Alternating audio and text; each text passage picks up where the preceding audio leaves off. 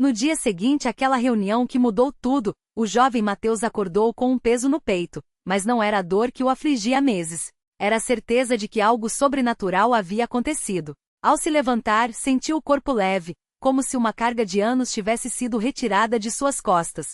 Sua mãe, Irmã Maria, ao vê-lo sair do quarto com o rosto iluminado, não conteve as lágrimas. Meu filho, foi o Senhor, ela exclamou, abraçando-o com força. Mateus, ainda em silêncio, apenas assentiu, pois as palavras não davam conta da gratidão que transbordava em seu coração. Naquela manhã, antes mesmo de tomar o café, ele se ajoelhou ao lado da cama e orou: Senhor Jesus, eu não tenho palavras para te agradecer. Ontem eu entrei na tua presença com medo, com dor, com a morte batendo à minha porta. Mas o Senhor me ouviu. Não foi médico, não foi remédio, foi a tua mão poderosa que me tocou. Perdoa a minha incredulidade dos dias passados, quando duvidei que o Senhor ainda faz milagres. Hoje eu creio de todo o coração.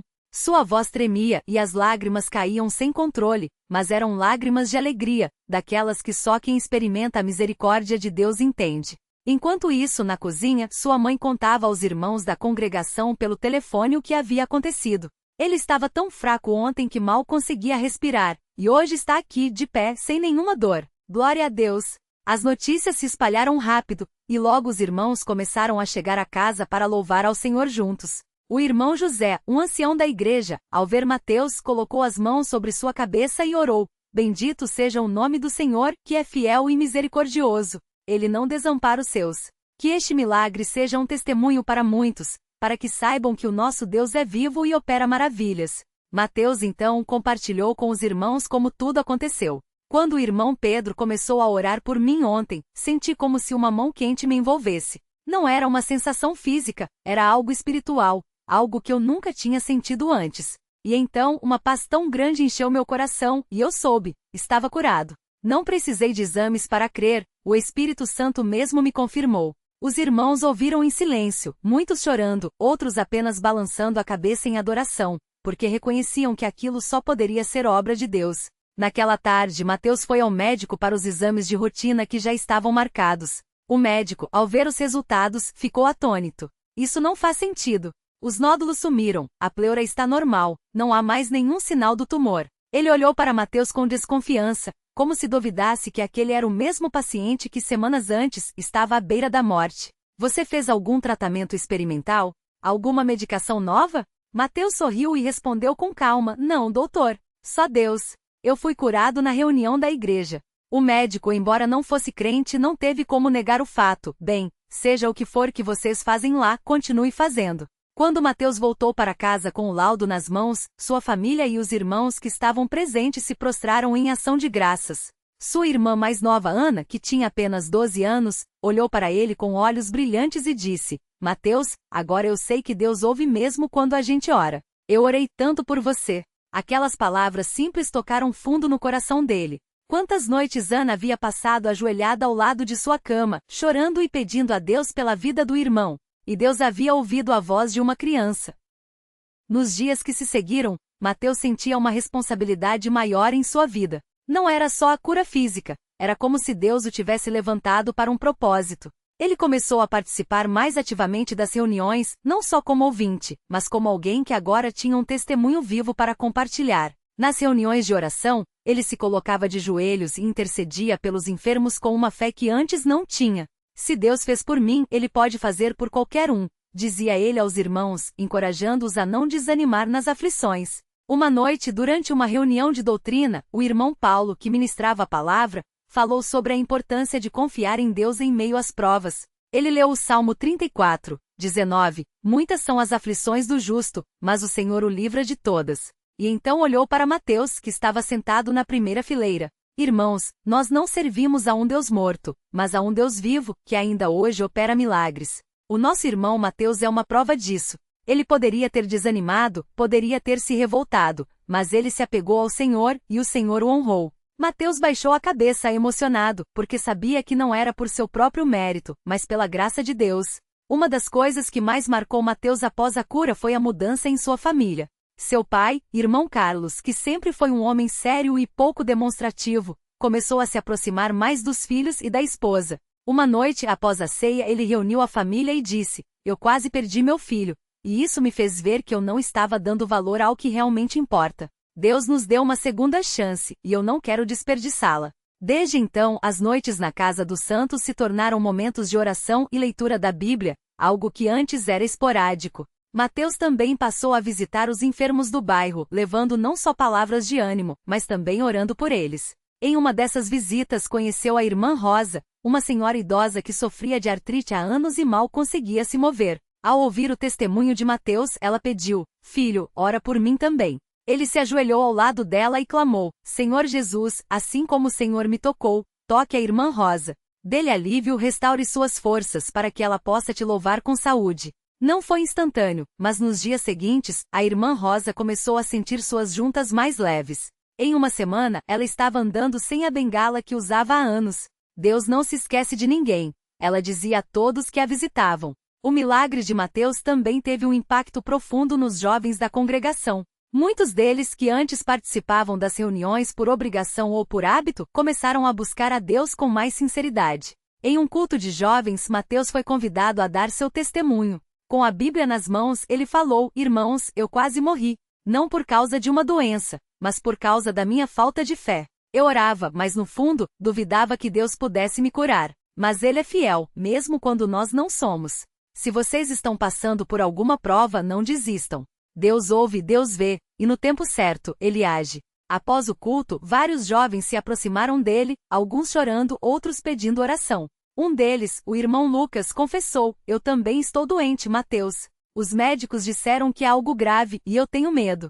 Mateus colocou a mão no ombro dele e disse: "Vem, vamos orar agora mesmo." Eles se ajoelharam ali mesmo, no salão da igreja, e clamaram a Deus. Não houve uma cura instantânea naquela noite, mas Lucas saiu dali com uma paz que não tinha antes. Semanas depois, em uma reunião de oração, ele testificou que os exames haviam mostrado melhora significativa. Deus está trabalhando, ele disse, com os olhos cheios de lágrimas. A vida de Mateus depois da cura não foi um mar de rosas. Havia dias em que a memória da dor e do medo voltava, e ele precisava se ajoelhar e clamar: "Senhor, fortalece a minha fé. Não deixe que eu esqueça do que tu fizeste por mim." Mas eram nessas horas que ele sentia a presença de Deus ainda mais forte, como se o Senhor lhe dissesse: "Eu te sustento. Não temas." Ele aprendeu que a fé não é a ausência de dúvidas, mas a decisão de confiar em Deus mesmo quando as dúvidas surgem. Sua mãe, Irmã Maria, costumava dizer: "Deus não tira a prova, mas Ele nos dá força para passarmos por ela." E Mateus via isso em sua própria vida. Antes da doença, ele era um jovem comum, que ia às reuniões, mas não tinha um relacionamento profundo com Deus.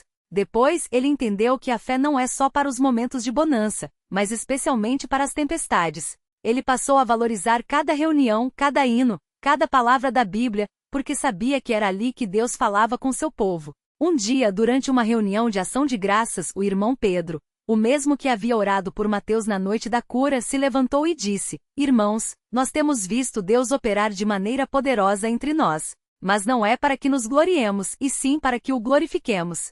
Cada cura, cada livramento, é um sinal de que Ele está voltando em breve. Não nos acomodemos. Busquemos a santificação, porque sem ela, ninguém verá o Senhor." Aquelas palavras ecoaram no coração de Mateus. Ele sabia que a cura não era um prêmio por sua justiça, mas uma oportunidade para servir a Deus com mais dedicação. Nos meses que se seguiram, Mateus começou a se preparar para ser batizado. Ele queria selar publicamente sua entrega a Cristo, não só como um ato de obediência, mas como um testemunho de gratidão. No dia do batismo, quando ele saiu das águas, sentiu uma alegria indescritível. Não era só a emoção do momento, era a certeza de que agora ele pertencia a Deus de uma maneira ainda mais profunda. Sua mãe, ao vê-lo, não conseguiu conter as lágrimas. "Meu filho, agora você está realmente nas mãos do Senhor." Após o batismo, Mateus sentiu um chamado para servir na obra do Senhor de maneira mais ativa. Ele começou a ajudar nas reuniões de jovens, ensinando-os a buscar a Deus em oração. "Não adianta só vir à igreja", ele dizia. "Precisamos ter um encontro pessoal com Jesus. Precisamos clamar a Ele como se nossa vida dependesse disso, porque depende." Sua paixão pela alma dos jovens era evidente, e muitos deles começaram a ter uma mudança real em suas vidas. Um dos momentos mais marcantes foi quando um jovem da congregação, que havia se afastado por causa de más companhias, voltou arrependido. Ele procurou Mateus e disse: "Eu ouvi seu testemunho e não consegui ficar longe. Eu quero servir a Deus de verdade." Mateus o abraçou e disse: Deus te espera de braços abertos. Vamos orar? Aquela noite, os dois se ajoelharam no salão vazio da igreja, e o jovem chorou como uma criança pedindo perdão a Deus. Depois ele se levantou com um sorriso no rosto, como se um fardo tivesse sido tirado de suas costas. Mateus também aprendeu que a gratidão não é algo que se sente apenas no momento do milagre, mas que deve ser cultivada todos os dias. Toda manhã, antes de sair para o trabalho, ele fazia questão de agradecer a Deus pela vida, pela saúde e pela família. Senhor, eu não merecia nada disso, mas o Senhor me deu tudo. Que a minha vida seja para a tua glória, ele orava. Sua atitude de gratidão contagiava os que estavam ao seu redor, e muitos começaram a perceber que mesmo nas pequenas coisas, Deus está presente. Em uma das reuniões de oração, a irmã Clara, que sofria de depressão há anos, pediu que orassem por ela. Mateus, lembrando-se de como Deus o havia livrado do desespero, se aproximou e orou com uma fé que comoveu a todos. Pai Celestial, assim como o Senhor me tirou do vale da sombra da morte, tire a nossa irmã desse sofrimento. Encha seu coração de paz, Senhor. Que ela sinta tua presença como eu senti. Não foi uma cura instantânea, mas nos dias seguintes, a irmã Clara começou a sentir uma renovação em sua mente. Ela mesma testificou depois. Não foi de um dia para o outro, mas Deus foi trabalhando em mim. Hoje eu tenho alegria de viver novamente. O testemunho de Mateus também alcançou pessoas de fora da congregação. Um colega de trabalho, ao saber da história, perguntou: Como é que vocês oram lá? Será que Deus ouve mesmo? Mateus não hesitou: Venha conosco numa reunião e veja por si mesmo. O homem cético aceitou o convite. Na primeira reunião que participou, ele ficou impressionado com a simplicidade e a sinceridade das orações. Nunca vi nada igual, ele confessou depois. Não se converteu naquele dia, mas começou a frequentar as reuniões e, com o tempo, seu coração foi sendo tocado. Um dos maiores aprendizados de Mateus foi que os milagres não são para nos engrandecer, mas para nos humilhar diante de Deus. Ele via muitos irmãos que, após receberem uma bênção, se esqueciam de quem lhes havia dado. Não podemos nos tornar ingratos, ele costumava dizer. Cada respiro que tomamos é uma mercê de Deus. Cada dia que acordamos é uma oportunidade de servi-lo. Essa atitude de humildade fez com que muitos o respeitassem, não por causa do milagre que havia recebido, mas pela maneira como ele vivia sua fé. Com o tempo, Mateus começou a sentir um desejo de servir na obra de maneira ainda mais direta. Ele conversou com os anciãos da congregação e expressou seu desejo de se dedicar ao ensino da palavra. Os irmãos, vendo seu zelo e sua vida exemplar, o encorajaram a se preparar. O Senhor usa aqueles que estão dispostos, disse o irmão João, um dos mais velhos da igreja. Mateus então começou a estudar a Bíblia com mais profundidade, sempre buscando a orientação dos irmãos mais experientes. Em uma das reuniões de doutrina, ele teve a oportunidade de ministrar pela primeira vez. Com o coração acelerado, mas cheio de confiança em Deus, ele abriu a Bíblia e falou sobre a importância de confiar no Senhor em meio às provas. Ele usou seu próprio testemunho, mas sempre apontando para Cristo, nunca para si mesmo. Ao final, muitos irmãos se aproximaram para agradecê-lo, não pela eloquência, mas pela sinceridade com que havia falado. Falou ao coração, disse uma irmã idosa. Isso é o que precisamos, palavras que venham do Espírito. Mateus também aprendeu que a vida cristã não é feita só de momentos altos, mas também de rotina, de fidelidade nos pequenos detalhes. Ele continuava a trabalhar, a ajudar em casa, a participar das reuniões, mesmo quando não sentia a mesma emoção do início. Fé não é sentimento, é obediência, ele costumava dizer, e era nessa obediência diária que ele encontrava a verdadeira alegria. Um dia, enquanto lia a Bíblia, ele se deparou com o Salmo 1:6, 12, que darei eu ao Senhor por todos os seus benefícios para comigo? Aquela pergunta ecoou em sua mente. Ele fechou os olhos e orou, Senhor, eu não tenho nada para te oferecer além da minha vida. Toma-me, usa-me, faz de mim um instrumento para abençoar outros, assim como o Senhor me abençoou. Essa oração se tornou seu lema. Nos anos que se seguiram, Mateus viu Deus operar de maneiras que nunca imaginaria. Ele casou-se com uma irmã da congregação, a irmã Raquel, que também tinha um coração voltado para a obra do Senhor. Juntos, eles continuaram a servir, a orar pelos enfermos, a encorajar os desanimados. Sua casa se tornou um lugar de acolhida para muitos que precisavam de um ombro amigo ou de uma palavra de esperança. Até hoje, quando Mateus conta seu testemunho, ele não fala com orgulho, mas com lágrimas nos olhos, porque sabe que foi apenas pela graça de Deus. Eu não era melhor que ninguém, ele diz. Eu era só mais um pecador necessitado da misericórdia de Deus. Mas ele, em sua bondade, me escolheu para mostrar que ainda hoje ele cura, ainda hoje ele salva, ainda hoje ele transforma vidas. E assim a história de Mateus se tornou não apenas um relato de uma cura milagrosa, mas um exemplo de como Deus pode usar uma vida entregue a ele. Não para a glória própria, não para a exaltação humana, mas para que muitos possam conhecer o poder do nome de Jesus. Porque no final das contas, o maior milagre não foi a cura do tumor, mas a transformação de um coração que aprendeu a confiar no Senhor em todas as coisas. A vida de Mateus e Raquel continuou a ser um testemunho vivo do cuidado de Deus, não apenas em palavras, mas em atos que falavam mais alto que qualquer relato. Eles não se contentaram em guardar para si a bondade que haviam recebido. Toda vez que visitavam os irmãos enfermos, levavam consigo não só a oração, mas também a certeza de que Deus ainda operava milagres. Muitas vezes, ao saírem de uma casa onde haviam orado por alguém, ouviram relatos de alívio imediato, de dores que cessavam, de forças que voltavam. Não era por mérito deles, mas porque o Senhor honrava a fé daqueles que clamavam com sinceridade. Certa vez, uma irmã chamada Maria, que sofria há anos com fortes enxaquecas, procurou Mateus após uma reunião. Ela já havia consultado médicos, tomado remédios, mas nada adiantava. As dores eram tão intensas que às vezes ela não conseguia nem sair de casa para ir às reuniões. Mateus ouviu seu relato com atenção, colocou as mãos sobre sua cabeça e orou com simplicidade: Senhor Jesus, tu que conheces todas as coisas, sabe o sofrimento desta tua filha. Se for da tua vontade, livra-a deste mal para que ela possa te servir com alegria. Não houve gritos, não houve espetáculo, apenas uma oração cheia de fé. Naquela mesma noite, Maria sentiu um alívio como nunca antes. Nos dias seguintes, as dores não voltaram. Quando ela voltou à congregação, não foi para contar um milagre, mas para agradecer com lágrimas pela misericórdia recebida. Mas nem sempre as respostas vinham tão rápido. Havia casos em que a cura demorava, e era nessas horas que Mateus aprendia a confiar ainda mais no Senhor. Um irmão chamado João, diagnosticado com uma doença grave nos rins, orava há meses sem ver melhora. Mateus e Raquel o visitavam frequentemente não só para orar, mas para ler a palavra com ele, para cantar hinos de confiança, para lembrá-lo de que Deus não havia esquecido dele. Certa tarde, enquanto liam juntos o Salmo 40, João disse com voz trêmula: Eu sei que o Senhor me ouvirá. Mesmo que a cura não venha agora, Ele está comigo. Aquela atitude de submissão tocou profundamente Mateus. Pouco tempo depois, em uma reunião de oração, João recebeu a confirmação médica de que seus rins haviam se recuperado de maneira inexplicável. Os médicos não tinham explicação, mas João sabia, era a mão de Deus. Raquel, por sua vez, tinha um dom especial para consolar as irmãs que passavam por provas difíceis.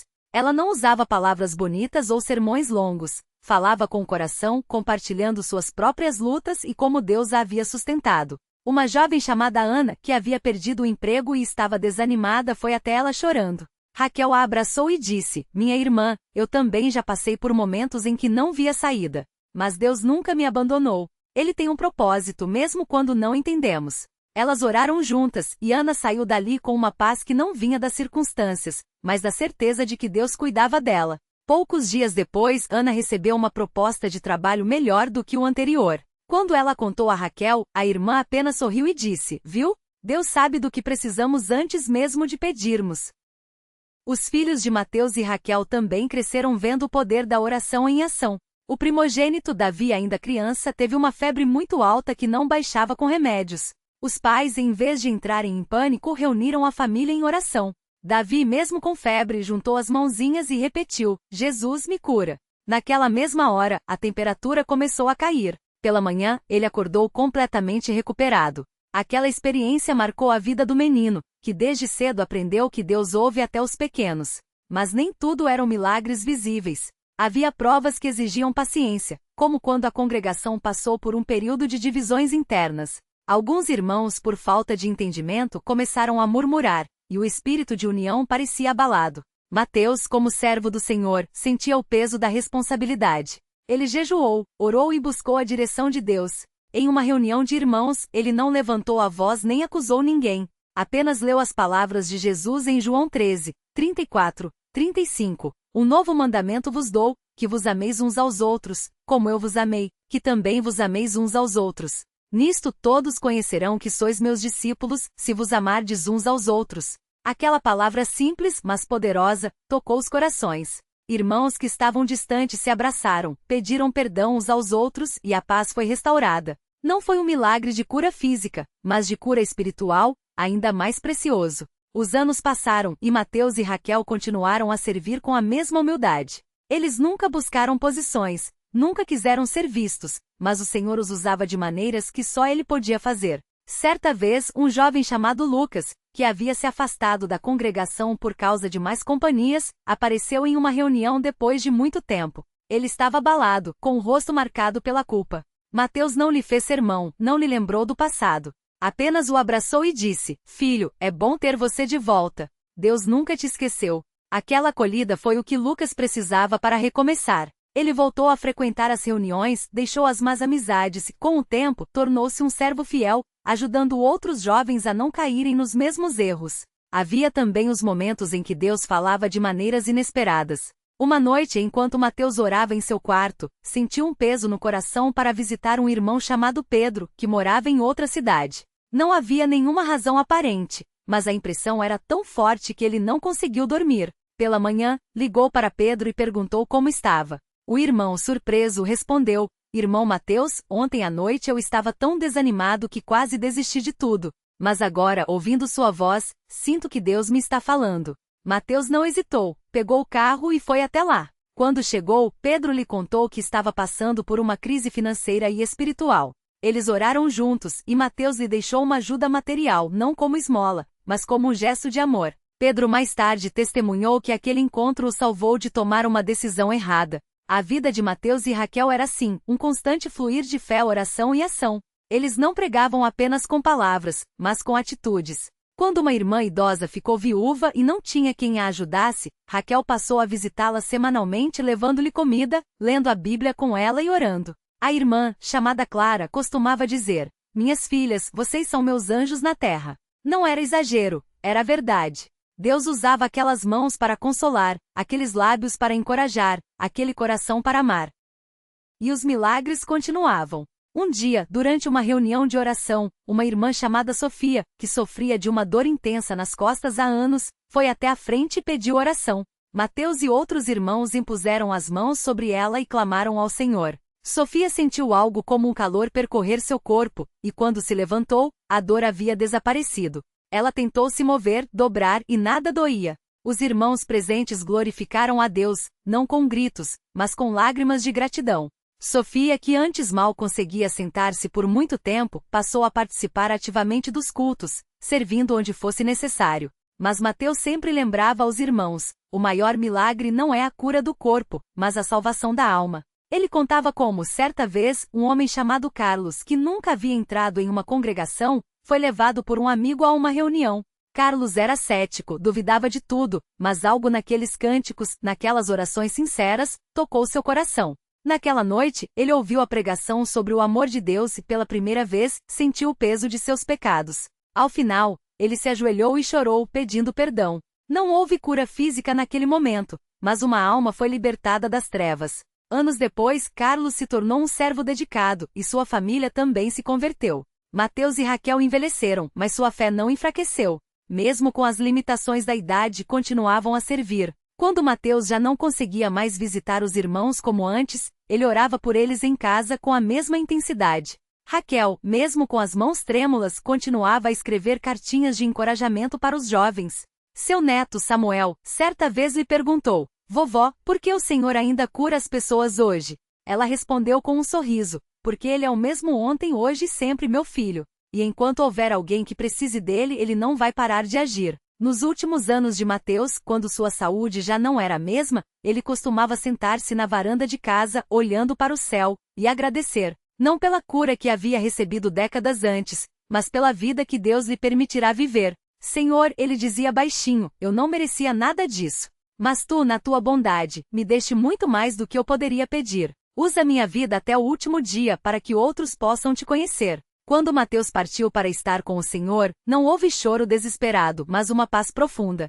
Na reunião em sua memória, irmãos e irmãs se levantaram para contar como suas vidas haviam sido tocadas por aquele homem simples, que não buscava glória, mas apenas servir. Raquel, com os olhos cheios de lágrimas, mas com um sorriso no rosto, disse: ele sempre dizia que o maior legado não são as curas, não são os milagres, mas as almas que se voltam para Deus. E eu sei que onde ele está agora ele continua intercedendo por nós. E assim, a história de Mateus não terminou com sua partida. Ela continua em cada vida que foi transformada por sua fé, em cada oração respondida, em cada coração que aprendeu a confiar no Senhor. Porque no final, a congregação cristã no Brasil não é feita de homens, mas de vidas que, como a de Mateus, se renderam ao poder de Deus. E enquanto houver alguém disposto a dizer: Senhor, usa-me, os milagres não vão cessar.